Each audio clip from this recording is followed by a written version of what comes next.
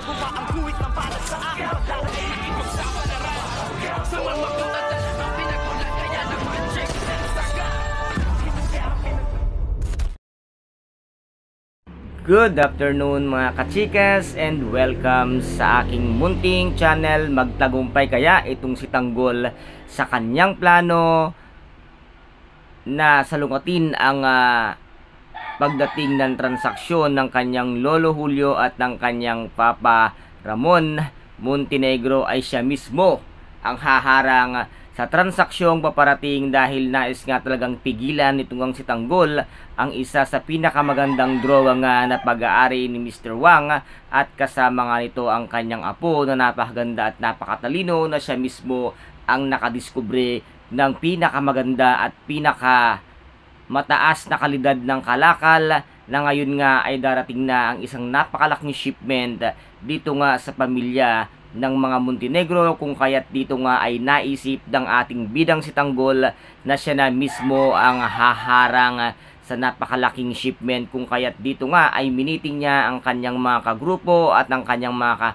kaibigan at sinabi nga niya dito na aralin nilang mabuti kung saan ang dapat daanan palabas at papasok nitong ang transaksyon na kinakailangang ito ay matuloy at nang maakuha at maagaw nga nila ang isang napakalakas at napakagandang kalakal na ngayon nga ay makukuha nitong si Tanggol. Ito kaya ay mangyari dahil sa ngayon ay wala nga silang kaalam-alam na ito pa lang si Olivia ay nagsumbong na nga sa mga pulis na merong isang malaking transaksyong paparating dito nga sa Montenegro at inireport niya kung saang lugar ito magaganap. Yung kaya't doon nga nag-aabang na ang mga kapulisan at kasama nga dito ang pamilya ng Guerrero, kung kaya't dito nga ay maglalaban-laban nga ang malalaking tao at makapangyarihang tao sa larangan nga ng napakalaking